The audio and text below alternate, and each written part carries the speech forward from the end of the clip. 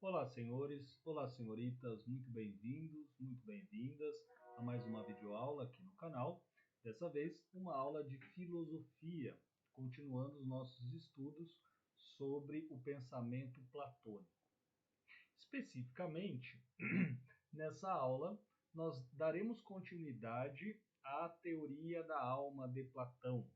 Lembrem-se lá que nós já temos uma aula sobre esse assunto no canal e naquela oportunidade eu expus para vocês a teoria da alma do Platão no que se refere particularmente ao indivíduo.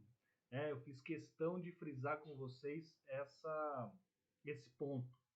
Ou seja, naquela aula 1, nós estudamos digamos assim, o fundamento, né, a ideia geral do pensamento platônico, ao considerar que cada um de nós possui, né, três partes da alma. A alma não é aquilo no sentido religioso do termo, né? A alma é alguma coisa que dá movimento, que dá vida às coisas. Portanto, tudo aquilo que é vivo tem alma, isso não é peculiar ao homem. Porém, no nosso caso, nós temos a alma racional, né? Então, fazendo aí um resumo do que nós falamos, inclusive peço mil desculpas, naquela oportunidade eu escrevi concupiscente. É alma concupiscente, tá, gente? Alma concupiscente ou alma apetitiva, concupiscante. Lembrem-se sempre disso, vocês nunca mais vão esquecer desse nome. E lá eu coloquei concupiscente. Velho do céu, que vergonha. O problema era fazer uma aula toda, né? Refazer a aula toda por causa desse erro. Quem sabe um dia eu tomo coragem e faço. Mas por enquanto não estou com coragem. Então eu fiz lá uma nota na descrição do vídeo, tá? Mas aqui nesse vídeo eu já corrigi. Então, alma concupiscente ou alma apetitiva, beleza? Então, beleza. Bom, na aula de agora, né, nessa aula particular, meu bigode está me incomodando. Nem na pandemia a gente não corta nem o bigode. Aqui, parte do bigode aqui, mano, tá enchendo o saco. Muito bem. Melhorou um pouquinho. Melhorou um pouquinho o estado. Daqui a pouco já vai dar problema. Bom, então, gente, naquela aula a gente falou como que, onde se encontram essas partes da alma. Né? A concupiscente ela está lá no baixo ventre.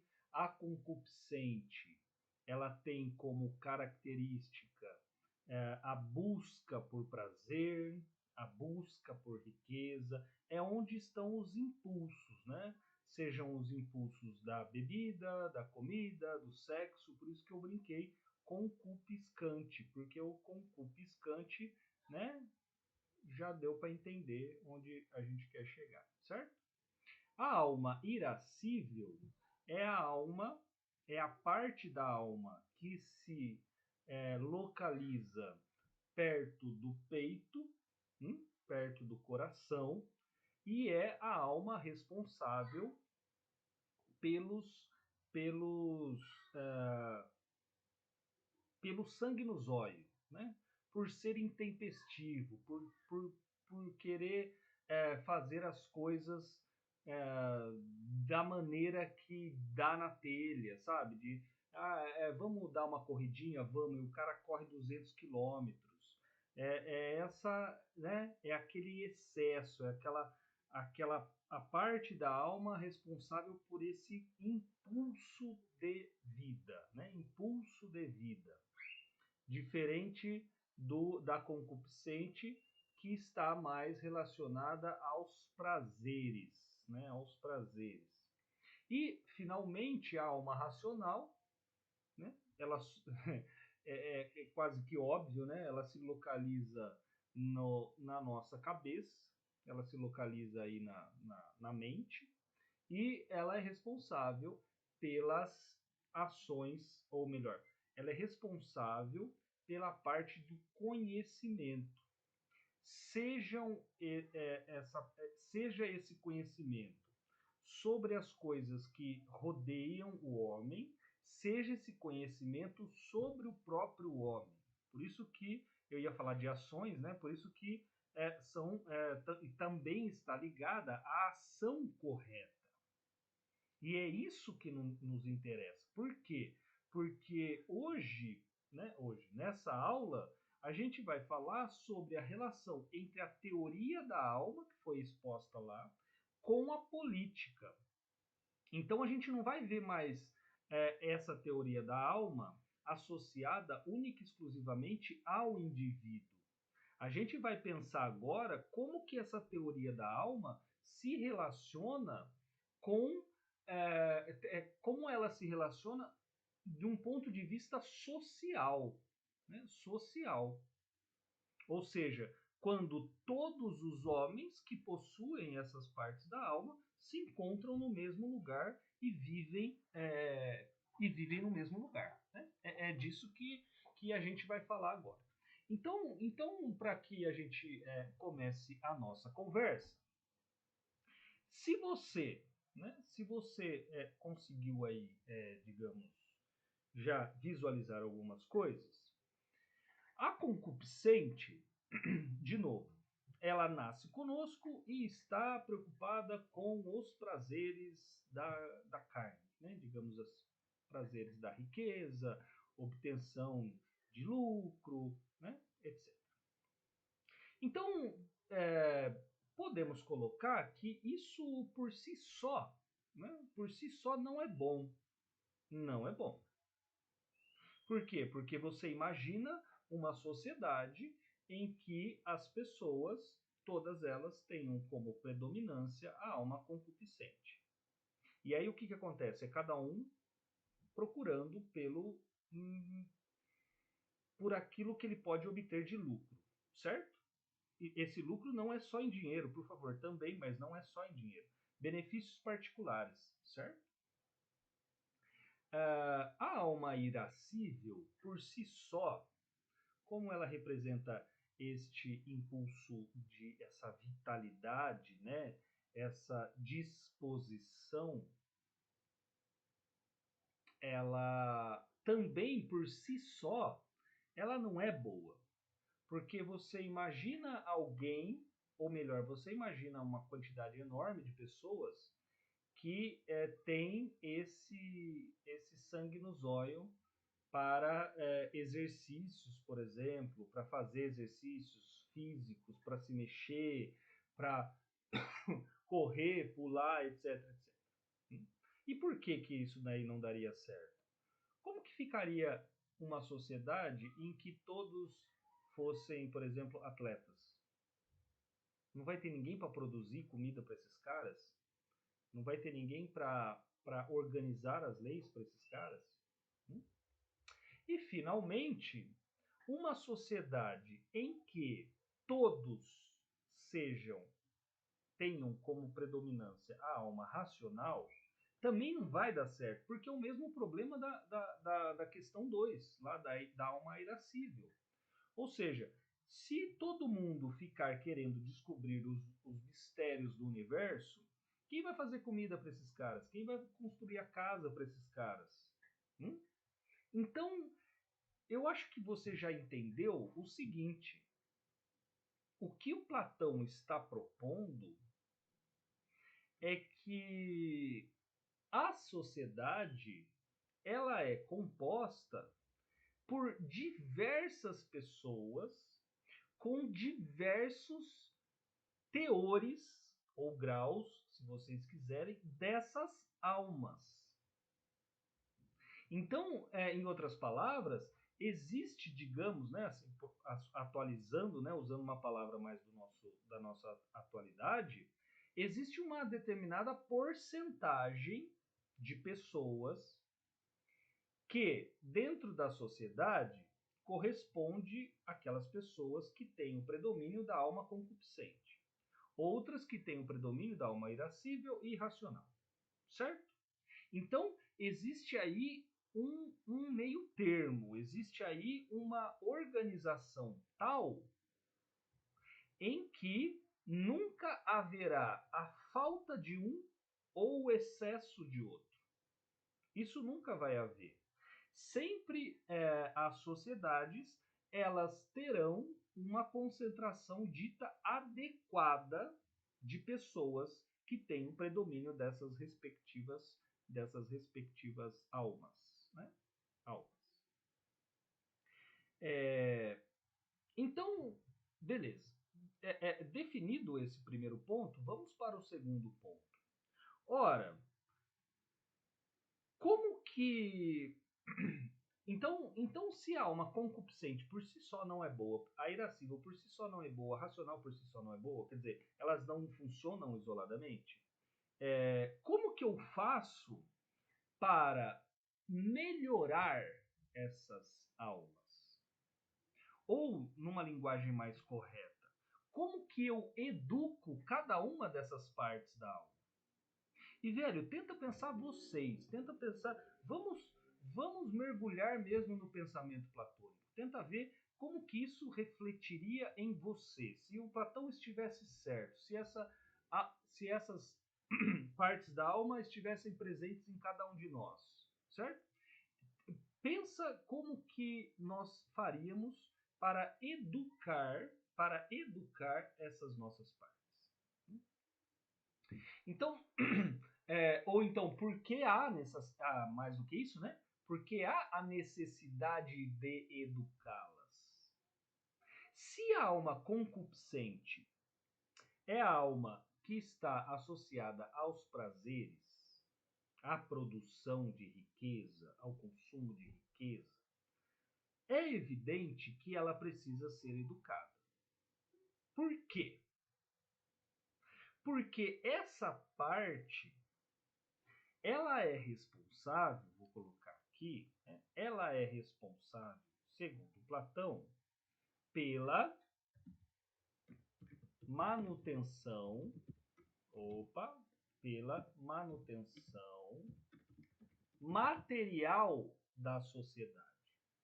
Se esse conjunto de pessoas, eles têm como características naturais a produção de bens, nada mais natural que na sociedade ideal imaginada por Platão, que essa classe de pessoas ela seja responsável pela manutenção material, suporte material para a sociedade como um todo. Então, em outras palavras, o que significa a manutenção material é que esses caras eles serão na sociedade ideal do Platão os comerciantes e agricultores. Agora, é evidente, então, né, voltando ao que estávamos falando, é evidente que comerciantes e agricultores, em uma sociedade ideal, devem ter essa alma educada. Por quê? Porque senão o agricultor ele só vai produzir para ganhar dinheiro e o comerciante só vai vender para ganhar dinheiro.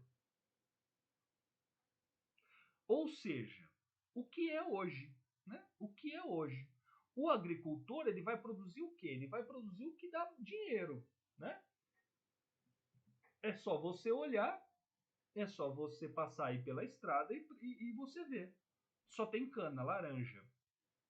Quer dizer, dependendo do lugar, só tem cana, só tem laranja, só tem café. Girassol, né? Girassóis que está agora na moda esse ato, né? De tirar foto com os girassóis. Então, se só tem isso. E, gente, convenhamos, nenhuma sociedade ela vive só de cana, café e laranja. Evidente que não. Assim como o comerciante, ele tem que vender a um preço tal que o cidadão possa comprar. Então, olha que óbvio, né, cara? Que simples. Comerciantes e agricultores, eles têm uma função social muito importante. Que é o quê? Prestar serviços. Prestar serviços à sociedade. Prestar serviços aos outros. É como se o Platão dissesse que os agricultores eles se reunissem e falavam assim, ó, eu vou plantar cana, eu vou plantar feijão, eu vou plantar arroz, eu vou plantar, né? Ou a terra de onde eu moro lá, ela é melhor para banana, então eu vou plantar banana. Aí o outro planta não sei o que, o outro isso e o outro aquilo, pensando no bem-estar do todo. Por favor. Nunca deixemos isso de lado, senão você não dá para entender o Platão. A ideia é que cada uma dessas partes da alma, portanto, cada um desses indivíduos, ajam de modo tal a beneficiar o todo, a beneficiar o todo. E os comerciantes a mesma coisa. Ah, então eu vou vender tal coisa, o outro vende isso. Eu tenho contatos bons do exterior que traz, sei lá, vinhos excelentes. Então deixa comigo que eu vendo isso. E daí o outro vende isso, e o outro vende aquilo, e o outro vende aquilo, e o outro vende aquilo. Então, aí nessa classe você tem comerciantes, agricultores, artesãos, todo mundo, o cara que faz cama, o cara que, né? Então, o cara que, vamos pensar, né? O artesão, o cara que vai fazer a cama, ele vai escolher aquilo que de melhor tem para ser escolhido de material para fazer uma cama resistente, uma cama confortável, uma cama, portanto, que possa servir, possa realizar aquilo que uma cama deve realizar. E não você comprar a cama e depois de não sei quanto tempo essa cama quebrar. Por quê? Porque a coisa era vagabunda. Nossa, tá me incomodando esse bigode aqui. Porque a madeira era vagabunda, os materiais eram vagabundos e o cara, né, para evitar custos, ele fez isso. Não existe isso no pensamento platônico, por favor. Então, para que consigamos chegar a esse estado de que comerciantes, artesãos e agricultores, eu vou colocar aqui, né, comerciantes, agricultores e artesãos, para que cheguemos a esse ponto em que essa galera ela pense no coletivo, pense na sociedade como um todo, é preciso desenvolver aquela palavrinha que está logo depois de concupiscente, ou seja, a temperança. Velho, o que é a temperança? É a moderação. Olha como que o Platão é fantástico, né, gente? Olha como que o Platão é fantástico. Ora, o que é um comerciante, um agricultor e um artesão agindo com temperança ou moderação? De novo, é o cara que faz tendo consciência de que aquilo que ele está produzindo é para o bem-estar do todo. Ou seja, que ele não tem o direito moral, ou seja, de que não está certo, ele tem consciência de que não é certo cobrar 300% em cima de uma cama. Por quê? Porque a cama é feita para dormir. E dormir é uma das necessidades humanas. Que o peixe, os grãos e o óleo, o azeite de oliva, eles não são luxos. eles são usados para a manutenção da existência do homem. Portanto, não é correto privar o homem desses meios, desses bens, dessas mercadorias. É absolutamente errado. Então você tem que vender as coisas a um preço tal que o outro possa comprar e que você também consiga viver do seu trabalho. Que é o que bem mais para frente, velho, lá no século XVIII, vai ser chamado de lucro justo. Né? O lucro justo. Quanto que é o lucro justo? É 30% do preço de custo? É 50%? Quer dizer, o debate ele é quase que infindável. Mas essa é a ideia, o lucro justo. Você é um artesão? Evidente, você vive de vender os seus produtos. Firmeza. Portanto, você precisa de um lucro. Ótimo. Agora, de quanto será esse lucro? Essa é a questão. Certo? Essa é a questão. Bom, avancemos. Tudo bem, gente? Espero que sim. Avancemos. A alma irascível, ela também precisa ser educada para se transformar em uma virtude, a virtude da coragem. Então, vamos chegar a. Né? Esse é a tese. Chegaremos, né? Vamos argumentar em direção a essa tese. Bom, já falamos, né, que os caras, né, as pessoas que têm essa alma irascível mais, mais presente são pessoas com sangue nos olhos, são pessoas destemidas, é aquele cara do saco roxo mesmo, que bate no peito e fala, eu vou enfrentar essa bosta aqui sozinho mesmo, vou chutar todo mundo, eu não tô nem aí. Quem são esses caras, por exemplo? Tem uma vitalidade muito grande, tem uma imunidade, um sistema imunológico muito grande, o cara não pega gripe, o cara é aquele negro que come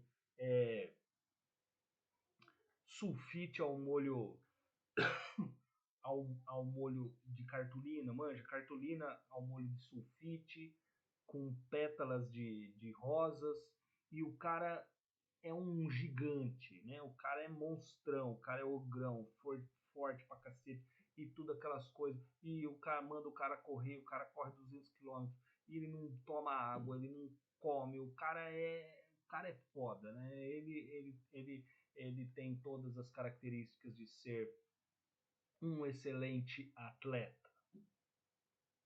Atleta e também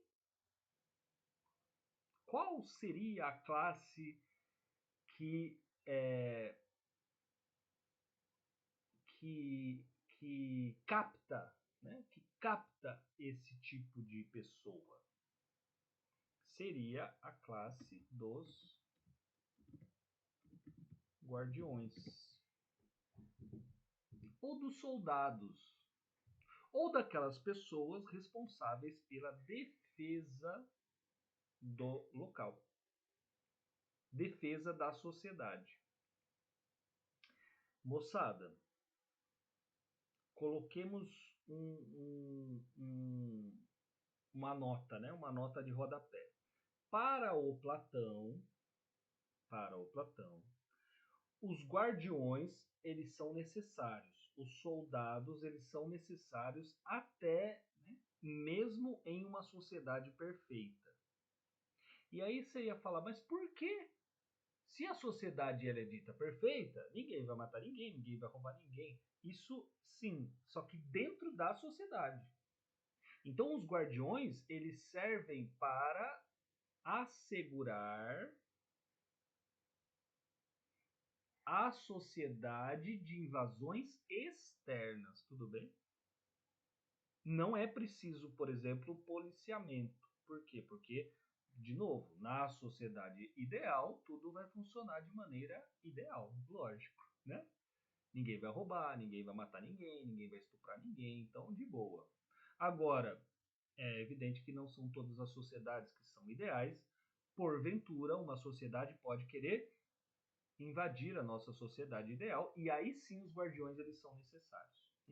Então, fazendo bem um paralelo aqui, né, com a nossa sociedade, com os termos da nossa, com as instituições da nossa sociedade, a gente poderia dizer que não existem polícias, mas existe o exército. Né? O exército ele é responsável lá por manter a segurança da nossa sociedade em relação a invasões externas. Então, e aí, então são os guardiões. Aí a gente pensa um pouquinho, mas por quê? Por que a alma irascível em si mesma, ou seja, em natura, sem educação, ela não é boa? O cara já não é corajoso? Ele já não é saco roxo? Ele já não é sangue nos olhos? Ele já não vai enfrentar o bagulho? Então, o problema é esse. O problema é justamente esse. Ou seja, a alma irascível, quando não educada, quando não virtuosa, ela segue esse turbilhão de impulsos, essa tormenta usando uma palavra hoje muito, claro, contemporânea, do qual Platão não tinha conhecimento, né?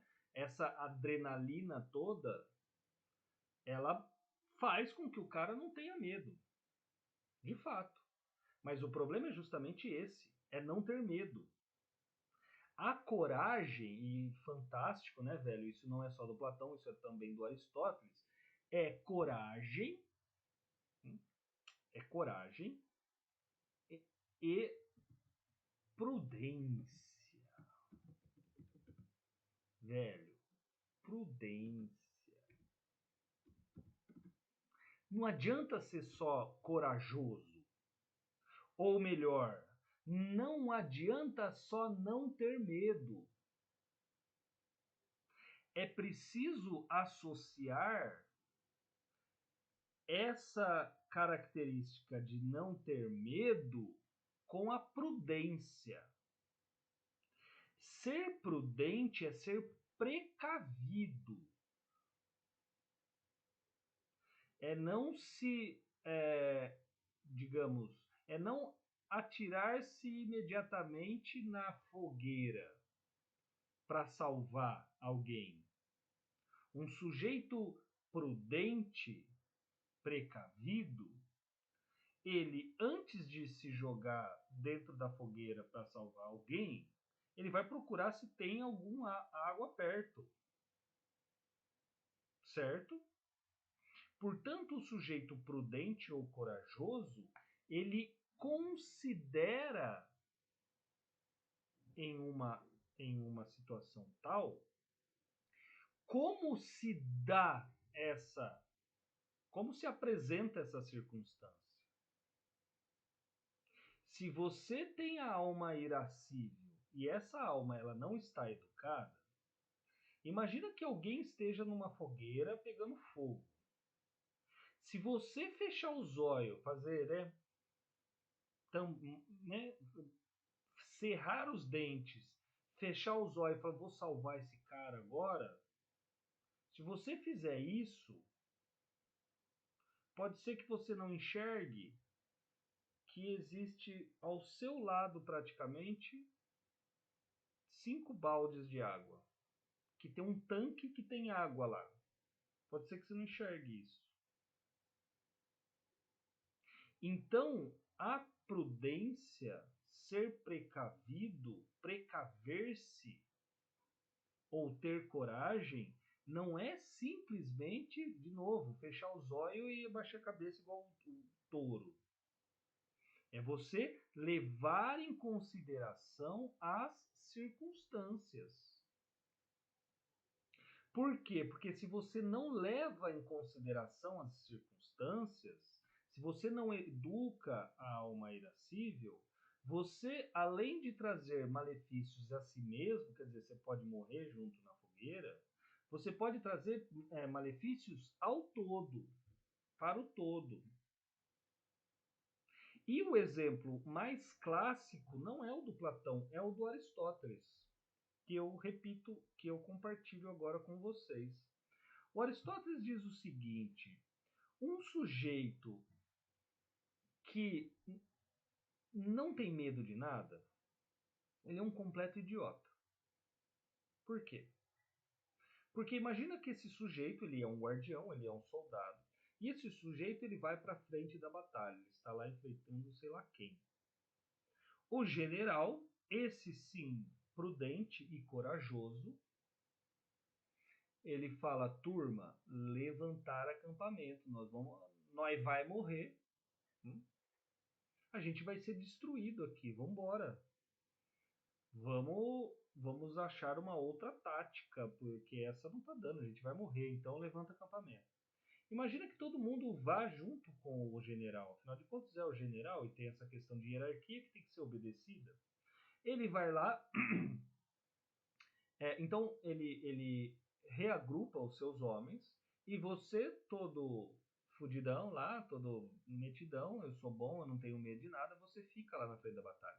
Eu vou enfrentar sozinho, vocês são tudo cagão. Isso. Vai lá enfrentar sozinho. Você vai lá enfrentar sozinho, você vai enfrentar 200 caras, é lógico, em 10 segundos você morre. E isso é bom, é ruim para você mesmo, evidente, você morre. Só que esse não é o problema maior. O problema maior é que essa sua atitude irresponsável, ela vai refletir no todo. Por quê? Porque você é uma peça dentro da estratégia, dentro do quadro, né, estratégico lá do general. E agora você não tem, agora essa peça está faltando. Você morreu, velho. Então você regaçou os caras lá atrás. Manja igual jogo de futebol ou jogo de qualquer coisa. O cara vai lá e ele é expulso. Puta merda, mano. Isso aí dá um puta de um trabalho pro técnico e pro time para reorganizar o bagulho. Para reorganizar todo o rolê com uma peça faltando, é ruim para você, você é expulso, você pode ficar 2 jogos sem, mas pro time é muito pior. Sensacional Platão, né? Platão e Aristóteles. Então, a questão é sempre o todo, né? A questão é sempre o todo. Quer dizer, comerciante, artesão, agricultor, também, se pensar só em si mesmo, é desigualdade social. Esses caras com uma puta grana e a gente não podendo comprar, por exemplo, o carro do ano. Ou não podendo ter uma casa própria. Por quê? Porque tem gente que tem 10 casas, 20, 30 casas e usa tudo isso para alugar. E pega todo esse dinheiro e enfia no banco. Ah, você achou que eu ia falar? Não. Enfia no banco. Né? E por fim, desculpa. E por fim, a alma racional. A alma racional, ela está presente no homem, claro, todos os homens, e nós devemos, enquanto seres humanos, nós somos obrigados a desenvolvê-la, a educá-la. Mais do que educá-la, gente, nós somos responsáveis, porque somos seres humanos, nós temos o dever de levá-la em consideração. Ou seja, nós devemos nos preocupar com o conhecimento. Por quê? Porque o conhecimento, né, ele leva, pelo menos essa é a crença, o conhecimento, ele leva a verdade. Certo? O conhecimento, ele leva à verdade. Então, o homem, já disse o Sócrates, vai dizer o Platão, uma vida não examinada não merece ser vivida. Lembram-se, temos aulas aí no canal sobre o Sócrates. Uma vida não examinada não merece ser vivida. Quer dizer, o homem que nega essa parte racional, ele é uma besta. Ele é um bicho, como os outros. E é evidente que não considerar como importante a alma racional traz malefícios tanto para si, por quê? Porque você não se conhece, você não se reconhece no lugar que está, você não conhece o seu, você é incapaz de entender o funcionamento do seu corpo, dos seus desejos, o porquê você deseja o que deseja, sente o que sente. Então o malefício ele não é só para você, ele é um malefício para o todo. Por quê? Porque um sujeito que desconhece a sua parte racional, ele invariavelmente será uma daquelas pessoas que não considerará as outras pessoas com dignidade. Ou seja, como humanos, ele vai te considerar como um simples objeto. Um objeto. Um objeto para a sua satisfação pessoal, evidente.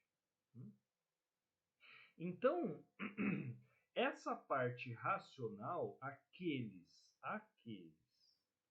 que a consideram, aqueles que a alimentam com o saber, aqueles, portanto, que se concentram no desenvolvimento cada vez mais pleno,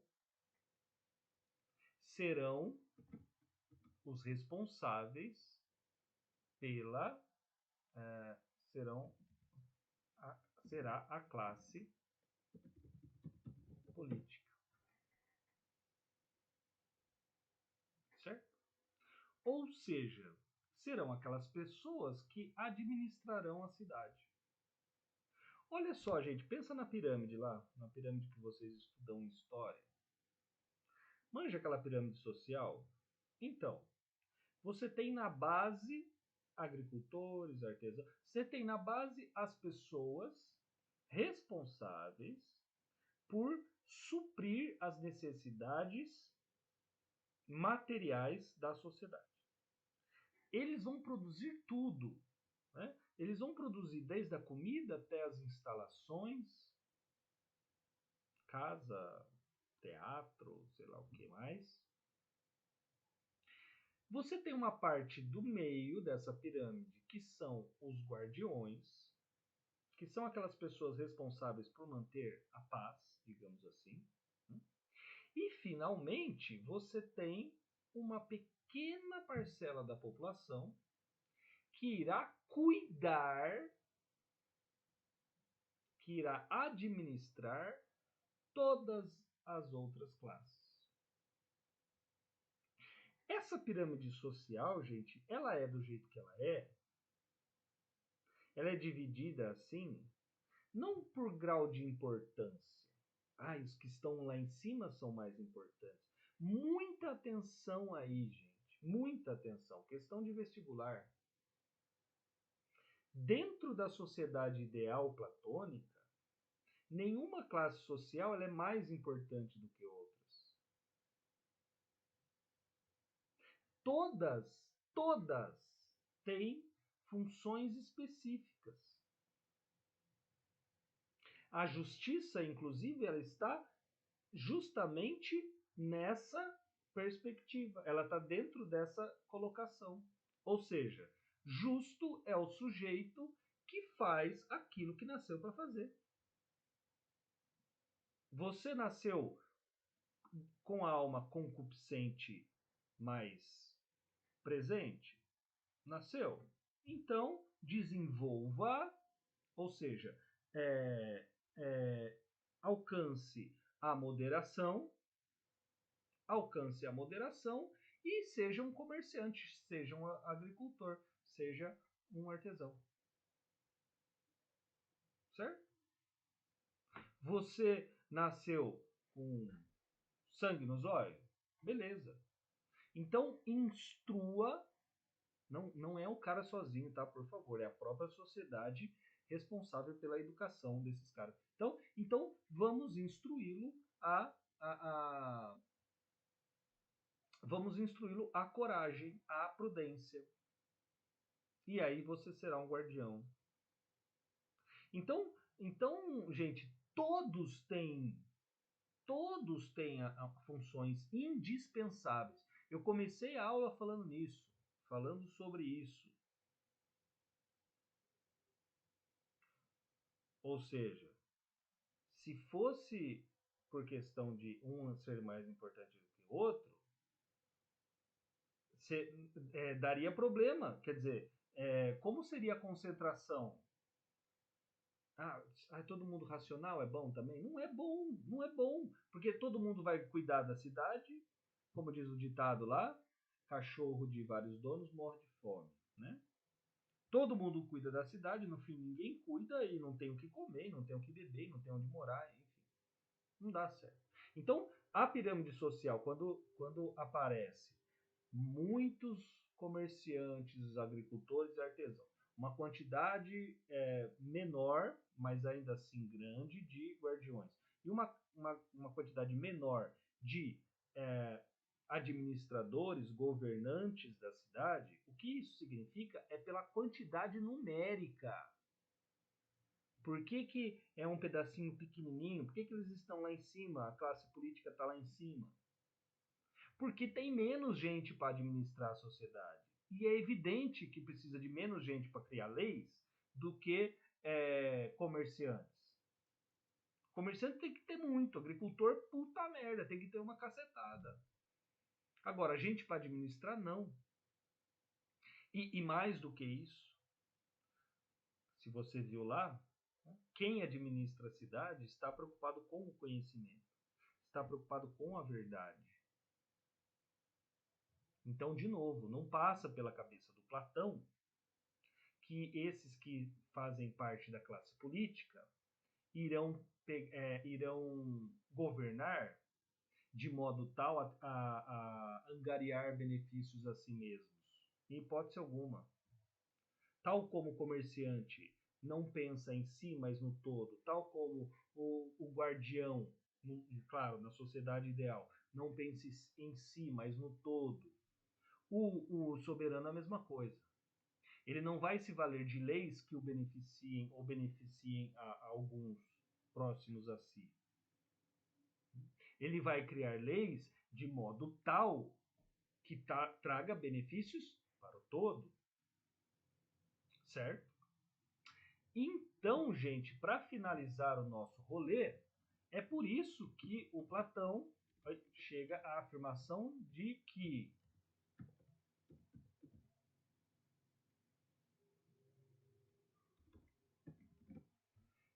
quem deve governar a cidade é o rei filósofo. A monarquia, segundo Platão, é o melhor governo. Por quê? Porque na monarquia, o governo está na mão de poucos. E esses poucos, como nós já falamos, são todos aqueles que têm o predomínio da alma racional. Portanto, gente, de novo, na sociedade ideal, não há problemas com um governo monárquico, com o governo de uma pessoa só. Por quê? Porque essa única pessoa, ela irá administrar a cidade da melhor maneira possível, para que traga bem-estar para o máximo de pessoas. Esse é o lance. Tanto é, e eu vou parafrasear uma frase aqui para nós finalizarmos a aula, que o Platão dirá: das duas, uma. Ou o filósofo se torna o rei, o administrador da cidade, ou o administrador da cidade se torna um filósofo. Essas duas coisas, elas devem andar juntas. Essas duas atividades, elas devem andar juntas. A atividade de buscar a verdade, a atividade de governar a cidade. Certo, moçada? Por isso, muitos dizem que a filosofia do Platão, política do Platão, apresenta um caráter de uma desigualdade justa. Desigualdade justa. É o que nós acabamos de ver, certo? As desigualdades da alma provoca uma sociedade desigual, porém justa. Por quê? Porque somos diferentes, realizamos atividades diferentes.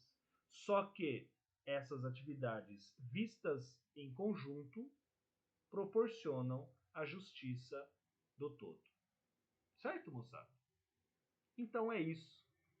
Muito obrigado, um beijo a vocês. Valeu pela paciência, obrigado pela presença de vocês, pela companhia de vocês. Nos vemos então nas próximas aulas. Beleza, gente? Beijão, até mais.